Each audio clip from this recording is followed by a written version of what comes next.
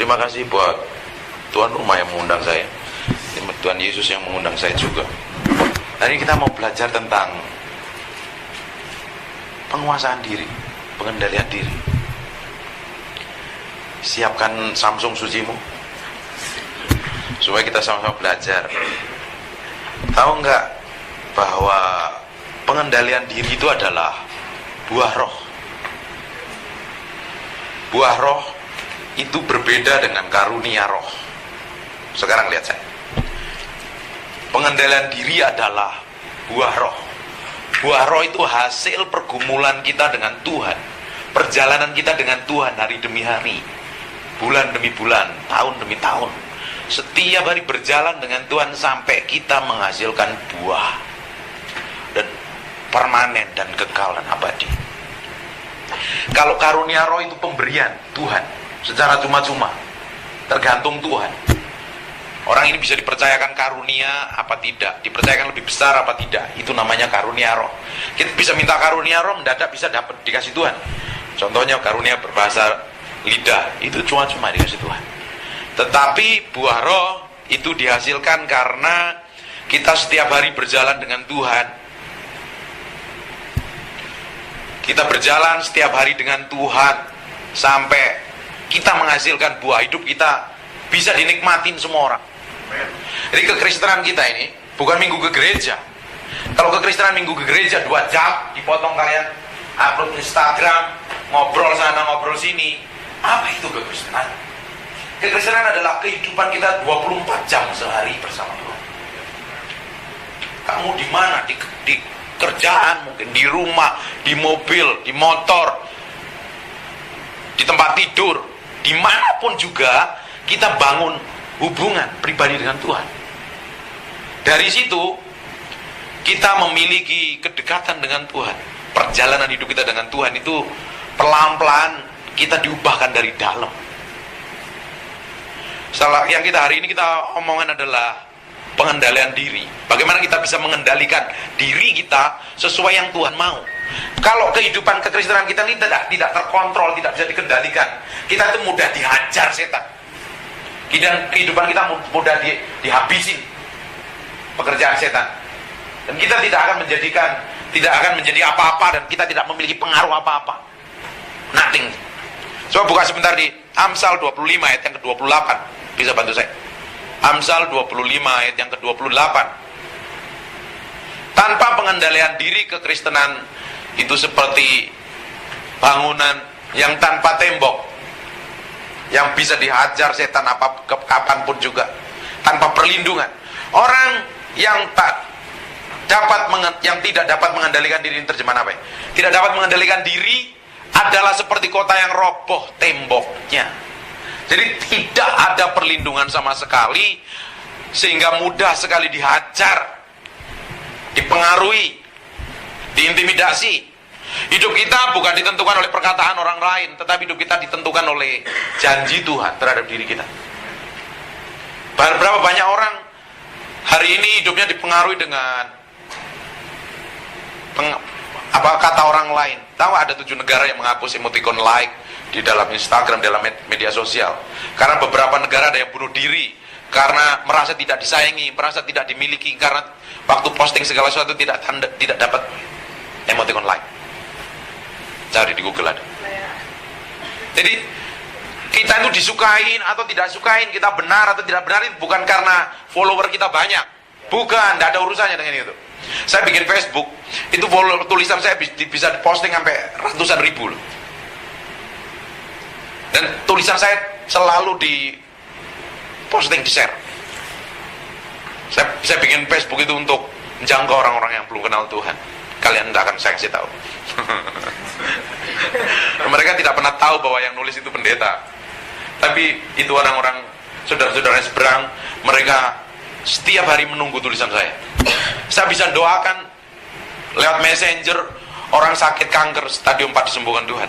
Saya bisa melayani pelepasan lewat messenger. Lewat messenger. That's powerful Tuhan bekerja tanpa batas. Jadi hidup kita tidak ditentukan oleh betapa banyaknya follower Instagram kita, betapa banyak jempol dan emoticon love, itu tidak ada hubungannya dengan kita. Kalau orang dikendalikan oleh perkataan orang lain, kalian kan orang Jakarta, nggak tahu pepatah Jawa. Pepatah Jawa itu ada namanya rubuh-rubuh gedang. Kalau ada orang A, ngomong A, ikut A. Orang-orang ngomong B, diikuti B. Akhirnya mondar mandir nggak punya tujuan yang jelas. Karena tidak tahu. Pengendalian diri itu apa sih sebenarnya? Pengendalian diri adalah bagaimana kita menundukkan hasrat, keinginan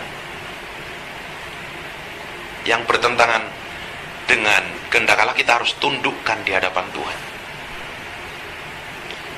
Jadi pengendalian diri itu adalah perjalanan setiap hari kita bersama Tuhan, sesuai kehendak Tuhan. Saya lebih enak duduk tahu.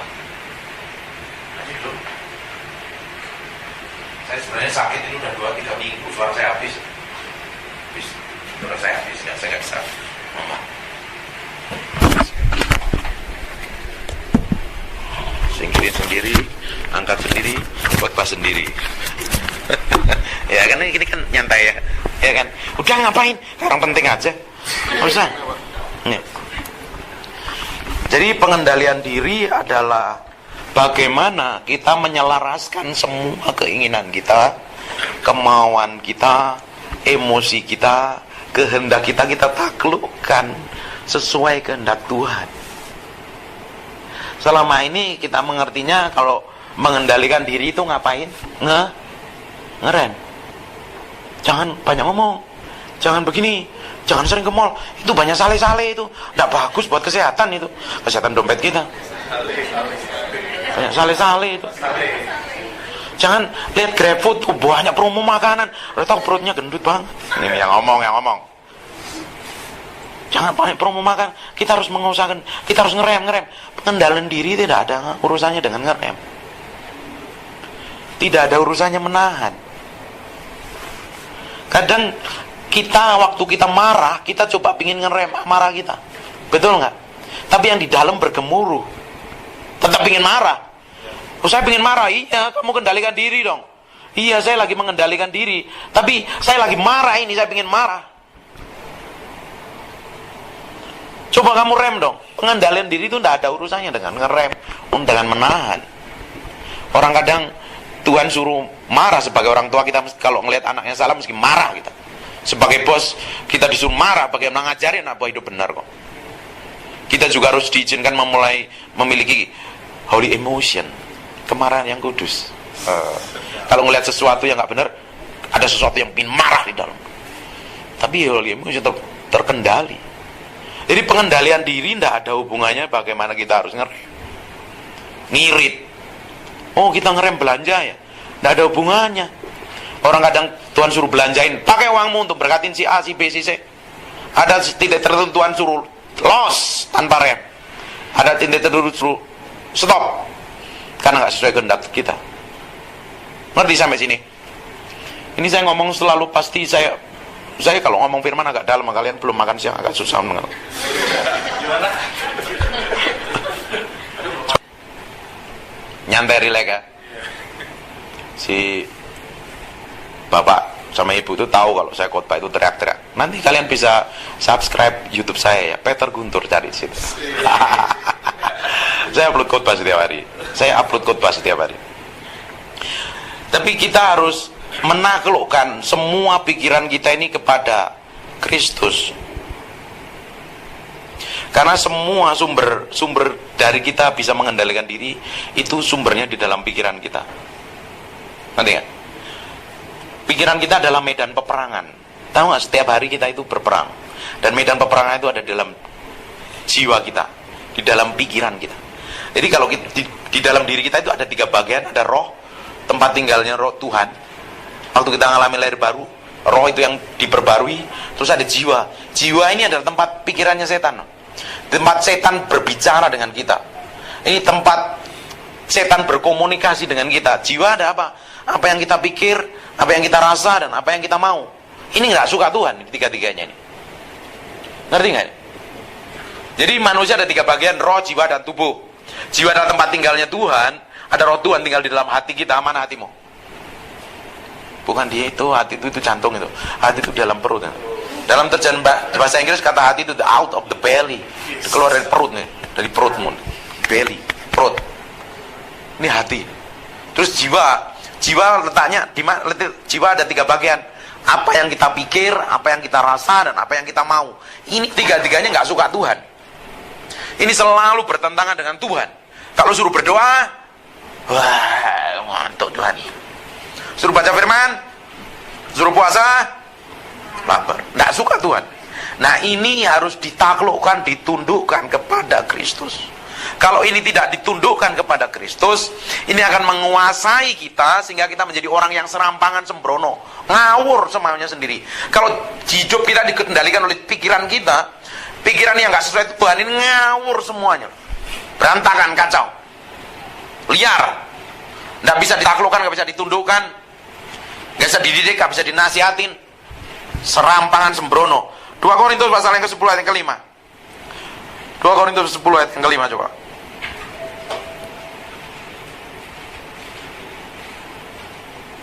Kami mematahkan setiap siasat dan merubuhkan setiap kubu yang dibangun oleh keangkuhan manusia. Di dalam pikiran kita itu ada kubu-kubu, ada kubu-kubu, ada benteng-benteng. Saya pernah ngajar di rumah, di Permata, di Green Permata saya pernah ngajar tentang kubu-kubu. Jadi kubu-kubu ini dibangun oleh pikiran-pemikiran yang tidak sesuai firman, ngerti nggak? Ada pemikiran dari dunia, ada pemikiran dari orang tua yang tidak sesuai firman, yang kita masukkan, ada pengertian yang kita pelajarin, yang masuk dalam diri kita yang tidak sesuai firman. Ini membentuk benteng-benteng yang menghalangi kita untuk mengerti kebenaran. Yohanes 3 yang Yohanes 8 ayat 32, kalau kamu tahu kebenaran, kebenaran yang kamu ketahui itu akan memerdekakan kamu. Makanya kita, pikiran kita mesti belajar tentang kebenaran supaya kita dimerdekakan dari pemikiran-pemikiran, pola pikir, cara pandang yang tidak sesuai Tuhan. Itu harus dihabisin, diganti dengan pola pikir kerajaan Allah. Dibangun oleh keangkuhan manusia untuk menentang pengenalan akan Allah. Kami menawan, katakan menawan, segala pikiran dan menaklukkannya kepada Kristus. Thank you. Barang siapa memberi minum seorang nabi akan dapat upah nabi. Haleluya. Kami menawan segala pikiran dan menaklukkannya kepada Kristus. Jadi pikiran kita dalam medan peperangan yang harus ditaklukkan sesuai firman Tuhan. Kalau tidak, kita akan menjadi orang yang ngawur, anak muda yang liar, susah dididik, susah dinasihatin, susah berdoa, susah menyembah Tuhan, maunya sendiri, nggak punya tata krama, nggak punya etika. Harus ditaklukkan kepada Kristus. Ketika pikiran kita ini ditaklukkan kepada Kristus, kita bisa mengendalikan yang di dalam. Jadi pengendalian diri bukan karena masalah ngerem, nggak boleh ini, nggak boleh itu. Kalau kita ngelarang, itu hanya permukaannya saja, tidak mengobatin yang di dalam. Tapi mengendalikan diri adalah melakukan apa yang Tuhan suruh dan tidak melakukan apa yang Tuhan tidak suruh. Jadi mengendalikan diri itu adalah mengikuti apa yang Tuhan mau, bukan ngerem. Berapa banyak orang yang tidak ingin marah tapi nyimpan sakit hati dan dendam karena yang diperbaiki permukaannya saja. Tapi Tuhan mau yang diperbaiki adalah yang di dalam sini, yang ubah di dalam ini. Kalau tidak, kita ini akan banyak mengalami masalah. Waktu sampai jam berapa nih? Benar. Dulu awal-awal saya khotbah bisa 2 jam, 3 jam, kalian nanti mabuk. Siap. 15 menit lagi. Ya aku kan tanya. Jadi tahu nggak, kita ini, tolong silent please. Tahu nggak, kita ini sering menghadapi masalah, problem yang kita hadapin, persoalan, masalah, himpitan, tekanan, apapun yang sering kita alamin, hal yang sering kita alamin ini, problem masalah yang kita alamin ini, karena pasti ada penyebabnya. Penyebabnya karena apa? Karena kita tidak melakukan segala sesuatu sesuai Bener apa enggak? Bener apa enggak? Nah, kalau kita melakukan segala sesuatu apa yang Tuhan suruh kita lakukan, kalau Tuhan nggak suruh ya kita nggak perlu lakukan. Kalau kita ngotot lakukan, ujungnya kita sendiri yang tanggung risikonya. Pernah dengar ceritanya Raja Hizkia? Halo, meski baca perjanjian lama ya. Jadi Raja Hizkia ini Tuhan tentukan harusnya meninggal, tetapi dia ngotot sama Tuhan. Akhirnya dia berdoa sama Tuhan, diperpanjang 15 tahun. Kehendak Tuhan yang sempurna, dia harusnya meninggal. Tetapi dia ngotot sama Tuhan. Akhirnya resikonya harus ditanggung. Tahu apa yang terjadi? Waktu perpanjangan umurnya, di perpanjangan 12 tahun, dia punya anak namanya Manasye. Dia lahir anaknya Manasye. Gara-gara Manasye, bangsa Israel nyembah berhala dan Tuhan murka sekali. Segala sesuatu Tuhan itu adalah Bapa yang baik. Kalau kita ngotot sama Tuhan, Tuhan pasti berikan. Tapi resikonya kita yang akan tanggung. Dan bangsa Israel tanggung terus resiko. Sangat mengerikan sekali. Hidup kita tidak bisa sembarangan lagi, mumpung kita masih muda ini. Rata-rata kan masih 20 tahun nih. Halo. Ketika kalian ini masih muda-muda ini bisa mengendalikan sesuai yang Tuhan mau. Lihat ya, 6 tahun, 7 tahun yang akan datang, kalian lebih hebat, lebih powerful. 20 tahun seumuran saya, kalian bisa mempengaruhi banyak orang. Punya pengaruh yang besar dan powerful sekali. Kalau kalian mulai hari ini belajar ngerti apa yang Tuhan mau, nanti seumuran saya kalian lebih hebat dari saya. Kita ini ketika kita yang diubah di dalam, kita ini menjadi orang yang menarik, membuat orang itu tertarik dengan kita. Kalian tahu, saya ini, kalian sampai segitu tahu ya, kasih tahu ya. Saya ini lahir di tempat jauh di Jawa sana. Kalau diklik di Google Map, tempat tinggal saya lahir, itu tidak muncul. Artinya perlu di zoom. Loh, saya ini lahir bukan di tempat yang orang perhitungkan. Dan saya orangnya kulitnya sawo matang tapi manis kan. Ganteng juga tidak terlalu, cenderung lebih ke arah jelek dia. Tapi istri saya cantik, percaya. Istri saya putih kan, istri saya orang Chinese. Tidak ada yang menarik dari latar belakang saya. Tetapi kalau ada sampai hari ini, kalian kan panggil saya untuk dengerin saya ngomong, berarti ada sesuatu yang menarik di saya. Kalau nggak menarik, pimpinan nggak panggil saya untuk ngomong. Sama orang-orang di PIK dengerin saya ngomong, orang-orang di Permata Hijau dengerin ngomong, orang-orang Pondok Indah, orang yang S3 lulusan luar negeri, orang-orang cum laude mau dengerin saya ngomong. Kalau tidak ada yang di dalam ini diubah, tidak ada sesuatu yang powerful, orang nggak mau tertarik. Kita nggak menjadi influencer, kita nggak jadi pengaruh buat banyak orang. Saya pastikan kalian mulai hari ini harus benar-benar dirubah yang di dalam, berjalan sesuai yang Tuhan mau, diperbarui ini hidupnya step by step. 3 tahun yang akan datang, kita lihat dampak hidupmu semakin besar, pengaruhmu semakin besar. Saya adalah hamba Tuhan yang bukan pintar ngomong saja, saya pintar praktek. Dalam seminggu, dalam sebulan kemarin saya full pelayanan pelepasan, ngusir setan mulu sampai capek, suara sampai habis, sampai sakit. Benar-benar saya melihat kuasa Tuhan mengalir melalui hidup saya, itu begitu powerful. Dan kuasa Tuhan kita ini tidak akan dipercayakan sesuatu yang lebih besar sampai yang di dalam ini dirubah. Bayangin kalau kita ini tanpa bisa ngontrol, bisa mengendalikan diri kita hidup serampangan, bergaul serampangan, ngomong sembarangan. Bagaimana mulut kita dipakai punya otoritas dan kuasa? Hidup kita akan ketemu masalah demi masalah dan masalah demi masalah, problem satu lewat problem yang lain. Kalau kita belajar mengendalikan diri itu bukan karena kita pingin disenangin semua orang, bukan. Pingin kita nggak ada masalah dengan orang tua, masalah dengan teman, masalah teman kerjaan, masalah dengan teman-teman, tidak ada hubungan. Kita mengendalikan diri, Kita menyelaraskan hidup kita, kemauan kita, pikiran kita itu dengan kehendak Tuhan. Supaya kita didapatin perjalanan kita itu seirama, sesuai dengan Tuhan mau, hari demi hari. Orang yang seperti ini akan dipercayakan perkara-perkara yang besar. Amin. Roma 12 ayat 2. Nyantai ya. Biasanya kalau khotbah saya bisa teriak-teriak. Ini karena suara saya habis. Tadi nyembah aja nggak keluar suara. Tapi tadi ngerasain hadirat Tuhan ya? Enggak apa ya? Kalian ini ditanyain, belum makan siang. Roma 12 ayat yang kedua. Janganlah kamu menjadi serupa dengan dunia, tapi berubahlah oleh pembaharuan budimu. Renew your mind. Bahasa Inggrisnya keren ya. My English from Tegal, you know.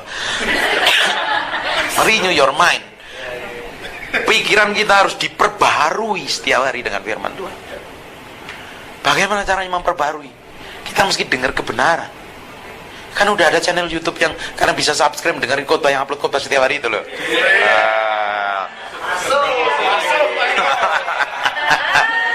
Karena bisa dengar firman di situ. Diperbarui terus nih, perbarui terus. Ketika kita mengerti kebenaran, pola pikir kita yang lama mulai dihapus. Dulu kita nggak ngerti tentang persepuluhan, kita dengar firman Tuhan tentang persepuluhan, kita belajar memberi. Bahwa persepuluhan adalah membuka tingkap-tingkap langit, langitnya terbuka, tapi belum ada benih. Ada benihnya apa? Persembahan khusus. Kalau kalian ingin diberkatin, bayar perpuluhan harusnya. Itu simple. Itu kan contohnya kebenaran. Contohnya lagi kebenaran bahwa kamu harus mengampuni. Kalau kamu tidak mengampuni, Bapamu di surga juga tidak akan mengampuni. Matius pasal yang kelima 14-15, 1 Yohanes 3-15. Barang siapa membenci sama dia adalah seorang pembunuh manusia. Karena kita ngerti kebenaran itu, kita harus mengambil keputusan untuk mengampuni. Itu kan pikiran kita mulai diperbarui dengan firman. Ketika kita mulai pikiran kita diselaraskan dengan firman, kita mulai perlahan berjalan hari demi hari itu dengan firman, dengan Tuhan. Ini yang membawa kita dalam proses berjalan untuk bisa menghasilkan buah. Amin. Haleluya.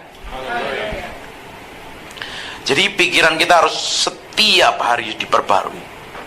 Saya mungkin di tempat ini adalah orang yang paling sering berbahasa roh dibanding kalian.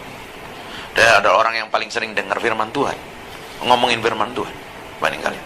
Karena saya mesti renew, saya mesti perbaikin hati saya, perbaiki pikiran saya setiap hari. Supaya apa? Semakin hari semakin mengalir urapan bekerja melalui hidup saya. Dampaknya semakin besar. Ngomongnya ada bobot dan kuasanya. Kalian pingin kan? Kalian pingin kan? Orang itu ngelihat bukan tertarik sama kalian bukan karena rambutmu yang baru di bawah salon kan? Bukan kukumu yang dikasih bintik-bintik merah-merah diapain kan? Bukan karena blush onmu, bukan karena itu kan? Bukan karena tasmu atau HP-mu atau sepatumu yang puluhan juta. Tapi orang itu harus tertarik karena ada Yesus yang manifestasi di dalam kita. Ngerti nggak ini? Nanti orang akan datang kepada kamu.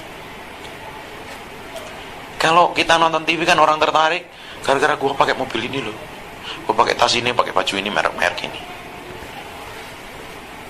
Yang tertarik adalah orang-orang bodoh yang tertarik karena fisiknya. Kalau orang tertarik dengan kita karena ada sesuatu yang diubahkan di dalam, itu orang akan diubahkan melalui hidup kita. Itu yang Tuhan mau. Nah, itu perlu proses peremukan yang di dalam setiap hari. Pengendalian diri adalah proses peremukan yang di dalam kita setiap hari. Dimatikan pelan-pelan. Keinginan yang tidak sesuai dengan kehendak Tuhan dimatikan, disalibkan setiap hari, sampai karakter Yesus itu real dan nyata melalui hidup kita. Orang dunia kan tidak ingin baca Alkitab kan? Mau nggak ke toko buku Kristen di Jakarta banyak bangkrut tuh. Teman saya punya toko buku bangkrut semua tuh. Karena orang Kristen nggak suka baca. Mau nggak orang dunia yang orang kafir tuh di luar tuh. Orang yang di luar tuh mau nggak baca Alkitab? beli buku Alkitab. Nggak mungkin. Dia harus membaca Alkitab melalui hidup kita. Bayangin, apa yang kita lakukan, apa yang kita kerjakan itu sesuai Tuhan mau, sesuai kehendak Tuhan. Bayangin, bukankah kalian mirip Yesus? Kehidupanmu menyatakan Kristus di jalan-jalan, di rumah, di kantor, di sekolah, di mall, di mana-mana orang tertarik. Orang dekat kamu rasanya enak. Kalau dekat kamu ngapain orang adem? Ada sesuatu yang berbeda apa ya? Sini duduk, ini tak ceritain. Kamu mau ngopi di mana? Starbucks, kopi manji, kopi apa ini? Manji. Kopi manji, kopi kenangan, kopi apalah macam-macam sekarang kopi. Ayo duduk, tak ceritain tentang Tuhan. Kenapa bisa merubah saya? Ada orang yang tertarik. Kalau hidup kita ini tidak tertarik, tidak menarik semua orang lain. Jangan-jangan karena kita tidak ada pengendalian diri di dalamnya. Ngomong serampangan, posting yang hoak-hoak diposting. My English from Tegal, you know. Hoax. Berita palsu, berita bohong diposting. Ngomongnya, postingannya, tahu nggak? Gue baru dari salon. Terus ngapain? Gue lapar, diposting. Ngapain? Posting sesuatu yang bisa merubah kan orang. Posting sesuatu yang menjadi berkat bagi banyak orang. Lalu saya ini punya Facebook, pengaruhnya besar sekali buat orang-orang. Facebook saya itu pengaruhnya besar sekali, mempengaruhi banyak orang. Dan orang kalau saya tiap hari saya tidak posting, orang nunggu inbox ke saya. Sampai saya ini digila-gilain. Emak-emak banyak suka sama saya. Padahal saya tidak pernah pajang foto saya loh. Saya tidak pernah pajang foto saya. Sampai orang kirim foto mau minta dikawinin. Ceritanya itu semua. Ini posting saya gambarnya tentang kayak begini. Tapi ini punya pengaruh besar sekali, punya dampak besar yang mengubah banyak orang. Saya bisa pelayanan di situ. Padahal yang saya posting adalah firman Tuhan. Saya kemas dengan bahasa yang sederhana dan biasa. Itu orang-orang, bagus ya, kok pinter ya. Dia tidak pernah tahu bahwa yang nulis itu adalah hamba Tuhan. Nah, kalau tahu hamba Tuhan langsung dia unfriend. Tahu nggak? Mereka yang follow adalah orang-orang garis keras. Kalau yang di dalam sini dirubah, kamu melakukan apa saja itu jadi berkat. Kamu nulis postingan orang dijamah Tuhan, kamu doain orang lewat chat orang dijamah Tuhan. Nah, saya melayani pelepasan di Jepara lewat WA, bayangin, lewat WA video call di Jawa Timur, di Malang, di Surabaya, lewat chat. Dia baca chat saya, tak suruh ngikutin kata-kata saya, bagaimana Tuhan menjamah dia. Tuhan tanpa batas bekerja. Kenapa? Kenapa Tuhan bisa mempercayakan segala sesuatu dengan powerful, mengalir begitu luar biasa? Karena yang di dalam sini harus dibetulin, dibenahi, diberesin di hadapan Tuhan. Amin.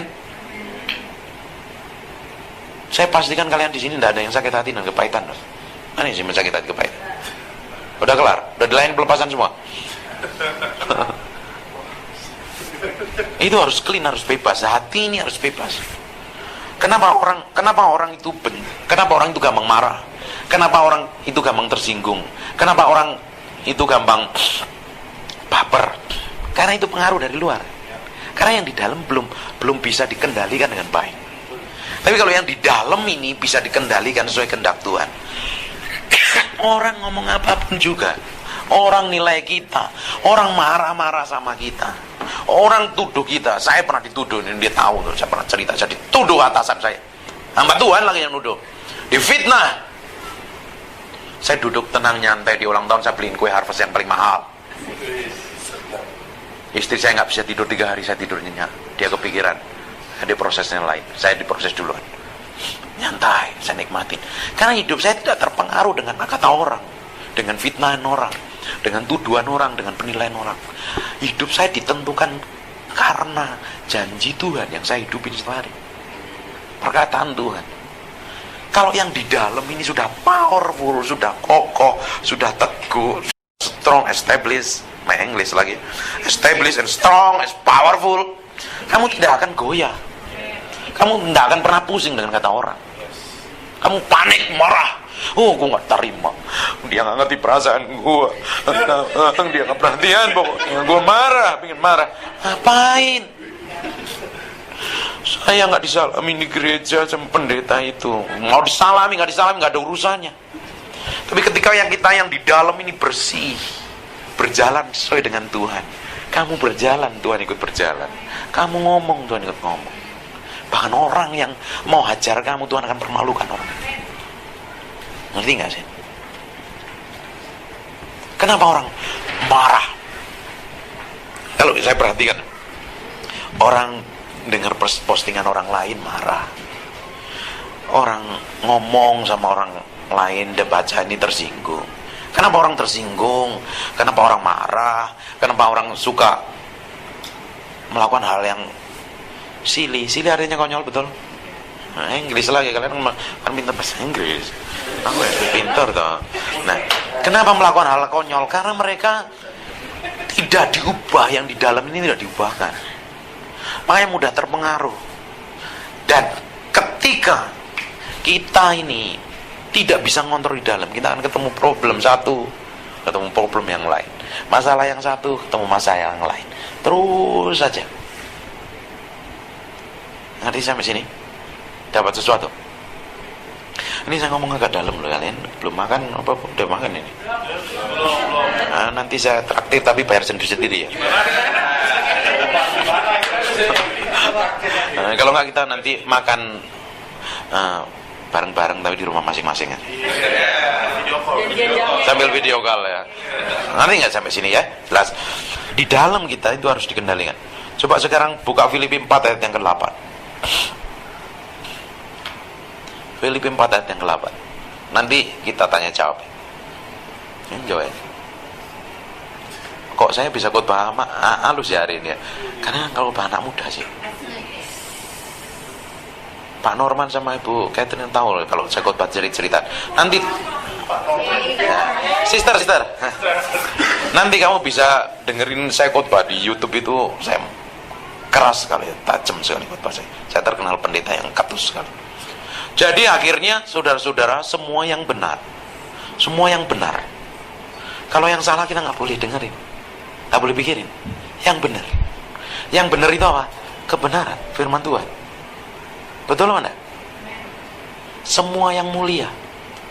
Yang tidak mulia nggak boleh dipikirin, nggak boleh dilakukan. Semua yang adil, semua yang suci. Karena mesti jaga kudusan anak-anak muda ini. Karena kalau pacaran mesti jaga kudusan ya. Kalau tidak kalian akan hancur-hancuran. Kalian masih muda, hormonnya masih kuat sekali, mudah tergoda, rayuan polo kelapa laki-laki itu, hati-hati. Kalian mesti tahu dan strong, mesti powerful tuh, jaga kudusan. Dengerin baik-baik. Saya ngomong tentang kesucian sebentar, saya singgung ya. Ini agak melenceng. Kalian bisa menjaga kekudusan. Ketika kalian tidak bisa menjaga kekudusan, Tuhan tidak akan percayakan sesuatu yang besar.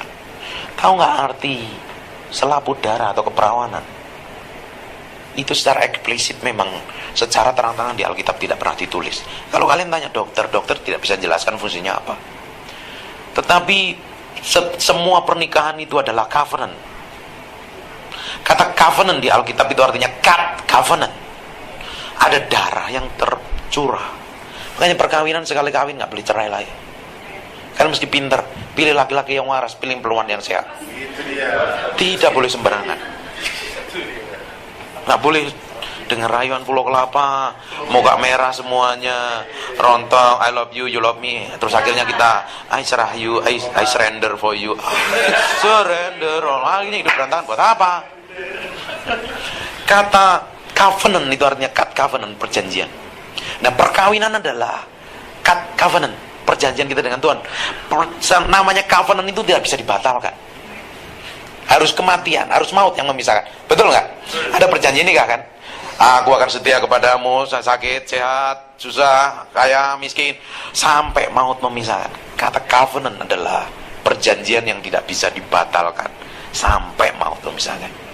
Nah, selaput darah. Ketika orang menikah itu bikin perjanjian. Kita bikin perjanjian dengan Tuhan, suami istri dengan Tuhan, dan pengen suami dengan istri, istri dengan suami. Ini kan? Nah, waktu kita hubungan intim koitus pertama kali, ada darah yang tercurah, itu adalah sah. Ada bedanya perkawinan yang dimulai dengan kekudusan dengan tidak kekudusan, tidak kesucian. Dampaknya besar sekali. Kalian mesti jaga ya. Saya pastikan kalian meski hidup suci, kudus, tidak ada yang bisa menyentuh, tidak bisa menjamahmu, pacarmu, kekasihmu, atau siapapun juga, sampai kalian menikah sah di hadapan Tuhan. Yang laki-laki meski rem tangannya itu, meski dijagain itu. Kalau enggak dipotong aja dengan alam roh. Nah, nggak bisa sembarangan. Diikat. Yang perempuan juga meski kalian itu mahal, bukan murahan. Meski jaga dirimu. Kalau kekasihmu atau pacarmu atau tunanganmu sentuh-sentuhmu, kamu bilang, kamu mau bayar saya berapa? Itu dia mahal. Kok kamu ngomong begitu? Iya, saya mau bayaran 300-500 juta. Kok kamu ngomong begitu? Iya, kalau kamu anggap saya pelacur mau pegang-pegangan. Saya ini orang mahal, kamu ngapain pegang-pegang saya? Kamu mau nggak menghormatin saya? Saya ini biji mata Tuhan, gitu dong. Kalian perempuan tuh mahal, bukan murahan. Haleluya. Jangan dirayu sedikit muka. Iya, I love you, you love me. Lop-lopan kita. Ya ngapain? Kalian adalah orang-orang yang mahal. Kalian adalah orang-orang yang mahal. Orang-orang yang berbeda, orang diurapi dengan tujuan khusus. Tahu nggak kalian ini Tuhan sudah rencanakan perkara-perkara besar yang saya akan datang. Dan kalian, kita ini semuanya handmade, dibikin spesial khusus di hadapan Tuhan. Handmade, Tuhan yang bikin. Coba lihat tanganmu. Kamu lihat sidik jarimu, ada yang sama nggak satu dengan yang lain? Kalau ada yang sama, ganti Tuhan aja, kita ganti Tuhan. Tuhan kita yang salah. Tuhan kita spesial. Kita dibikin handmade spesial. Diciptakan dengan khusus, dengan tujuan yang khusus. Untuk perkara-perkara khusus. Amin. Tahu nggak bahwa orang yang pernah mati, orang yang hidup hari ini dan hidup yang akan datang, tidak pernah ada sidik jarinya yang sama. Itu hebatnya Tuhan. Artinya kita itu dibikin handmade secara khusus oleh Tuhan dengan tujuan khusus untuk perkara-perkara khusus. Semua barang yang diciptakan limited edition itu mahal harganya. Katakan mahal. Bukan murahan. Semua yang limited edition itu mahal. Jam Rolex yang limited edition mahal sekali. Mobil BMW yang limited edition mahal. Tas yang merek H itu juga mahal. Sepatu yang limited edition juga mahal. Semua yang limited edition mahal. Diciptakan untuk orang-orang spesial dan orang-orang khusus. Nah, kita adalah orang-orang spesial dan yang khusus yang sudah Tuhan tentukan, gariskan kita untuk menggenapi rencananya Tuhan yang besar di masa yang akan datang. Dimulai dengan penguasaan diri, pengendalian diri, jaga kekudusan, jaga kesucian. Orang yang memulai hidupnya hidup kudus sampai pernikahan sama yang nggak hidup kudus beda, dampaknya beda. Pernikahan saya itu punya dampak besar buat orang-orang lain. Saya baru liburan dari Bandung, masih di tol diteleponin orang untuk ngonselingin orang. Pulang saya capek liburan 3 hari 5 hari ngonselingin orang. Pulang dari ngonselingin orang itu jam 2:30 pagi. Dan orang itu yang saya konseling sekarang jadi hamba Tuhan. It's powerful kan? Punya dampak besar. Hidup kita harus dampak. Kalau kekristenan kita tidak dampak, apa bedanya sama orang-orang dunia? Katakan berdampak. Itu realita. Itu realita. Bukan ngawang-ngawang di surga. Hidup kita itu bukan ngawang, kekristenan kita itu bukan ngawang-ngawang di surga. Ada dampaknya sama orang-orang sekitar kita. Orang yang hidup, orang yang harusnya kehidupan kita itu, jejak langkah kita itu meninggalkan lemah kalau kita. Ada orang yang kita bisa ubah melalui kehidupan kita. Kita garami dengan karakter Tuhan. Kita ngomong ada bobot dan otoritasnya. Kita berdoa ada bobot dan otoritasnya. Kita nyembah Tuhan ada bobot dan otoritas. Semua orang bisa nyembah Tuhan, betul? Tapi jarang sekali orang yang nyembah Tuhan bisa menghadirkan Tuhan di dalam penyembahan itu. His manifested presence Kehadiran Tuhan yang dimanifestasikan lewat penyembahan itu jarang sekali. Semua orang bisa main musik, semua orang bisa khotbah, tapi tidak semua orang bisa menghadirkan Tuhan di dalam setiap khotbahnya. Menghadirkan Tuhan dalam permainan musiknya, menghadirkan Tuhan dalam kehidupannya. Yang kita perlu itu seperti itu. Dan itu tidak bisa dibangun sehari dua hari. Itu dibangun setiap hari dengan Tuhan.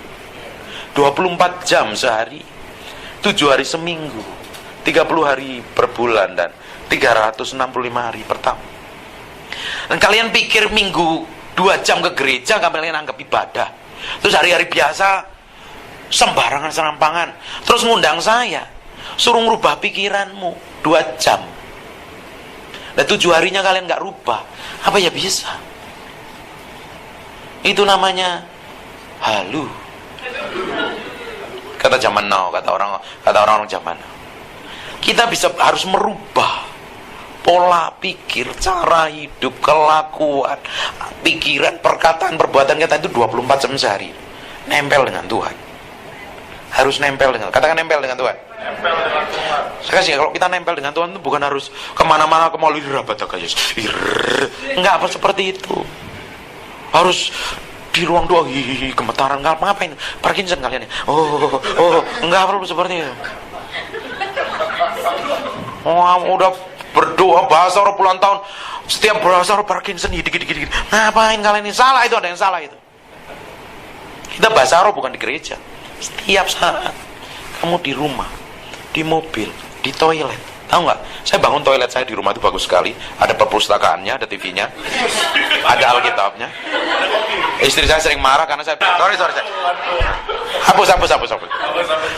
Saya duduk di toilet itu berjam-jam. Saya habiskan perjanjian lama di toilet. Saya habiskan perjanjian baru di toilet. Saya baca buku di toilet. Kan itu tempat paling nyaman, tidak terganggu. Tapi sering dimarahin. Pasang tempat tidur aja situ katanya. Saya ngomel-ngomel. Karena kemanapun saya berada, saya mau connect dengan Tuhan. Hati kita mesti connect dengan Tuhan. Connect dengan Tuhan itu bukan di gereja. Harus di gereja connect dengan Tuhan. Tapi 24 jam sehari itu kita harus connect dengan Tuhan. Komunikasi, oh Tuhan, mau apa ya? Aku mesti melakukan apa hari ini? Oh Roh Kudus ajarin aku berkenan kepadamu. Oh ralapasek ini metik mantakara. Ini nyembah Tuhan. Maka rapaseno mata. Makirum untuk makanya bahasa rohmu bisa jadi indah. Kamu bisa nyembah dengan bahasa roh, dengan indah. Kalian yang udah dipenuhi Roh Kudus 3 tahun, 4 tahun, bahasa rohnya hilalala 4 tahun, 3 tahun lalala, ngapain lili lali, lu lupa semua lu. Pakai setiap hari kamu bisa nyembah dengan bahasa rohmu. Paulus ngomong, aku bisa menyanyi dengan wihimatakana bose inerepetokor alamas. Indah bahasa rohmu. Kamu pakai setiap hari dengan Tuhan. Terus yang berkata dengan bahasa roh, dia bisa mengendalikan dirinya. Dia bisa membangun manusia yang di dalam, dia berkomunikasi dengan Tuhan. Itulah salah satu bentuk penguasaan diri. Bagaimana kita menyelaraskan yang di dalam ini dengan apa yang Tuhan mau. Jadi hidup kita itu selaras dengan detak Tuhan, jantungnya Tuhan, kehendak Tuhan. Kemana kita pergi, kita akan jadi pembawa mujizat. Saya sering kali orang datang kepada saya, Pak saya mau konseling, ya duduk ya, ngobrol-ngobrol. Pak sudah kelar, lu ngapain? Saya belum ngomong kok udah kelar, masalahnya udah selesai. Belum di konseling udah kelar katanya. Saya belum ngomong apa-apa, dia merasa dijamah Tuhan, diubahkan, pulang kelar masalahnya. Kita tuh harus punya dampaknya seperti itu. Kalian tahu nggak? Gereja yang powerful hari ini, anak-anak muda kan pingin sesuatu yang fresh, yang powerful kan. Lah hadirat Tuhan ya nyentuh tiap orang ya, hadirat Tuhan powerful, mujizat ya, orang real kesembuhan. Betul apa enggak? Kalau di tempat ini kesembuhan itu jalan, pelayanan kesembuhan jalan, atau ini pelayanan pelepasan jalan, nyembah hadirat Tuhan kuat, dan tiba-tiba orang yang datang manifestasi kerasukan setan, kamu tengking dalam nama Yesus, setan keluar. Itu pelayananmu akan didengar banyak orang, dan kamu akan dikenal orang, dan banyak orang anak muda datang ke sini. Jadi kalau pelayananmu itu nanti nggak ada terjadi apa-apa, mujizat juga tidak, nyembah hadirat Tuhan juga kagak, berdoa rasanya mentok di plafon, ya siapa yang mau datang? Siapa yang mau dengerin kalian? Itu kan perlu dibangun kayak begitu tuh. Kehidupan yang bersama Tuhan setiap hari itu menghasilkan power dan otoritas. Katakan power dan otoritas. Amin. Saya bisa ngomong kemana-mana, tapi kita kembali ke suci tadi, mana sama suci. Jadi kalian, kita tahu ya bahwa kita ini orang-orang mahal, bukan murahan. Perempuan kalian ini mahal, jangan mau dipegang-pegang. Orang yang mau dipegang-pegang itu kan orang murahan. Betul apa enggak? Kalau yang pacaran mau cium, diraba, dipegang kanan, pegang kiri, berarti kalian murahan. Padahal di mata Tuhan kalian adalah mahal, precious, limited edition. Amin. Tuhan pegang seperti itu, pegang itu nggak ada apa-apa. Jangan mau dicium. Saya bilang, kamu anggap saya murahan, kamu berani bayar saya berapa? Kamu ngomong begitu. Kalau laki-laki yang mau tubuh kita aja, kita ngomong begitu, dia marah.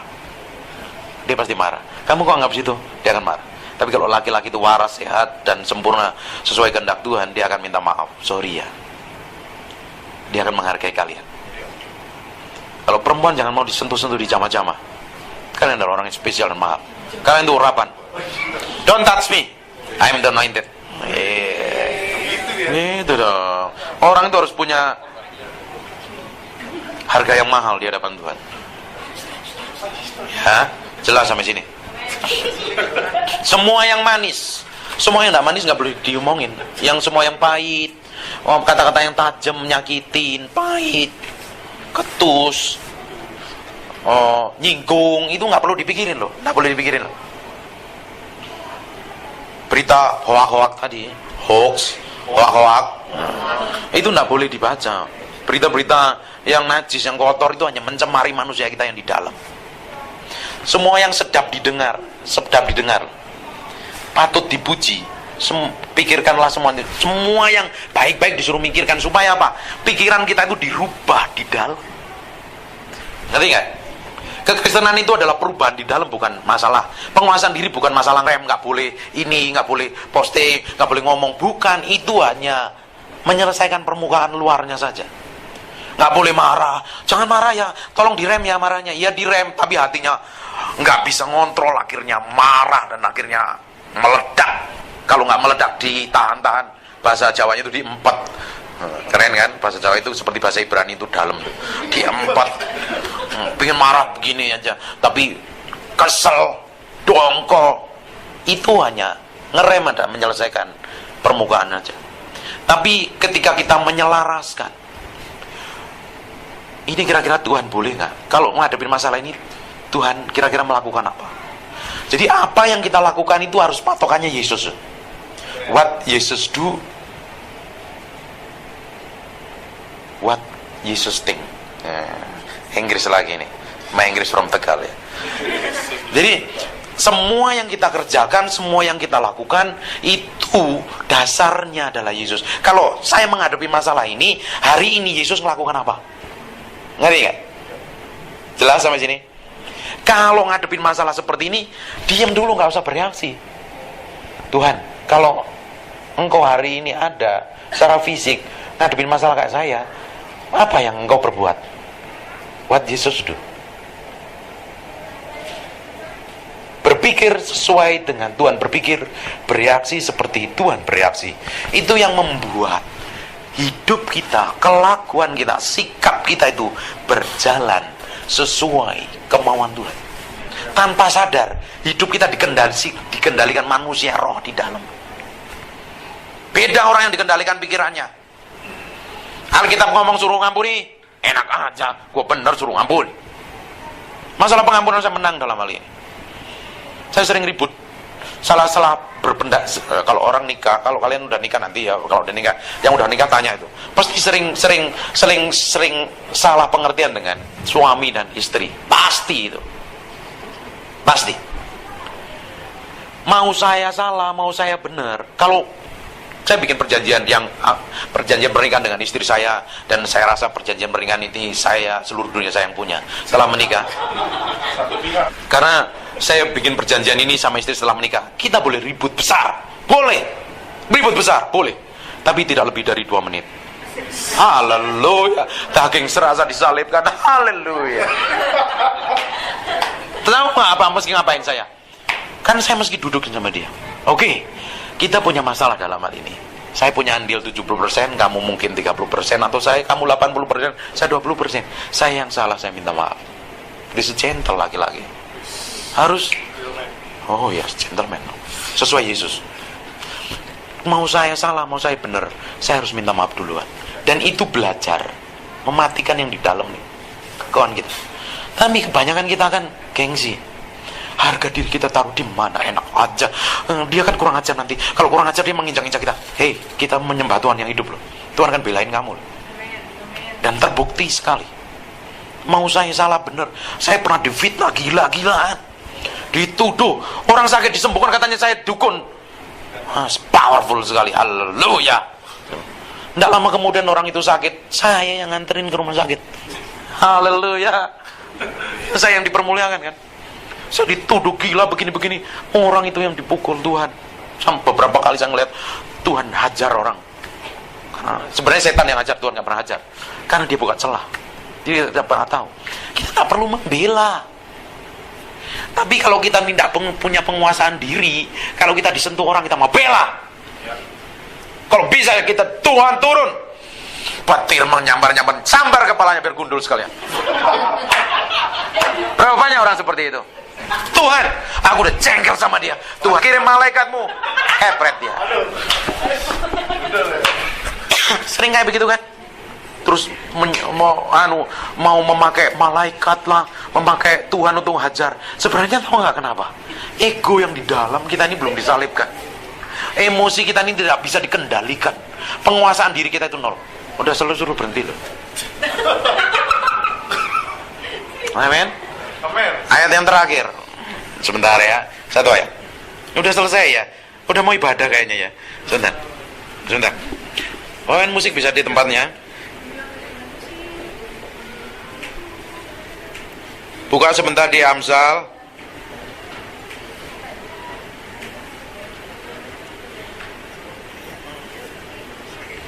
Di Amsal ayat terakhir ya. Amsal 16 ayat 32. Amsal 16 ayat 32. Amsal 16 ayat 32. Tanpa terasa sudah sejam lebih. Iya, sejam loh. Jadi orang yang sabar menjadi seorang pahlawan. Orang sabar itu bisa mengendalikan diri, bisa menguasai diri. Sabar itu bukan tenang-tenangan. Orang sabar karena yang di dalam itu kan dibentuk, proses, dimatikan sebenarnya. Orang yang menguasai dirinya orang yang merebut kota, seorang pahlawan. Ini orang dipromosi Tuhan kan? Ini orang diangkat Tuhan tinggi kan? Dengerin baik-baik. Semua masalah yang kita hadapi hari ini, yang kita sampai stres dan kita nyalain Tuhan dan nyalain orang lain, karena kita kebanyakan karena kesalahan kita kalau kita tidak bisa mengendalikan diri kita.